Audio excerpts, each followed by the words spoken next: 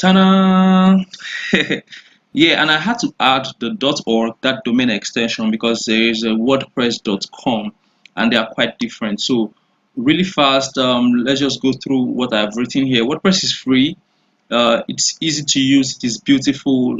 You can launch very quickly and then you can scale up later. It's very dynamic and you own your data. This is important because in some website builders and even some CMS, they don't really give you access to your own data, like to own it, but you can with WordPress.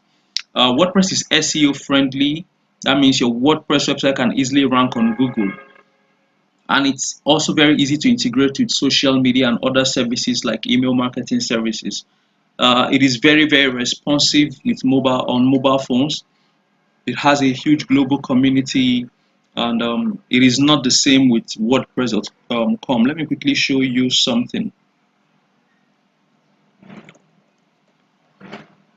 So this is WordPress.com.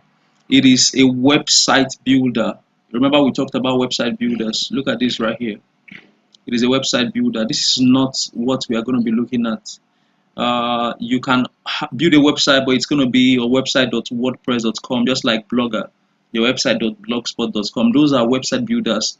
What we are going to be looking at instead is this WordPress.org. It is an open source software that you can use to create beautiful website, blog, or app.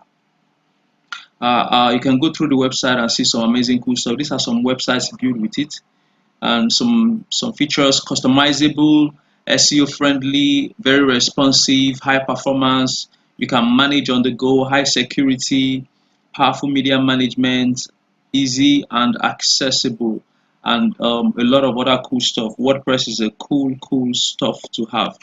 Okay, so in the CMS marketplace, WordPress takes 76.4% market share in all of the CMS marketplace. So there is Shopify and all the other guys. WordPress takes 76.4%. Let me show you something else. If you go to get WordPress here, we are not going to be downloading WordPress anyways, but there is a way you can just download WordPress and use on your system locally. But that's not what we're going to be doing. That's more technical and hard. I want it to be easy for you, so we're going to go the easy route. I just want to show you something here. Okay, look at this. WordPress powers 35% of all the websites on the web. That's huge. Remember we talked about all the 3 ways people can build websites. Now, add all that together, 100%. WordPress takes 35% of all the websites online. That's how huge it is.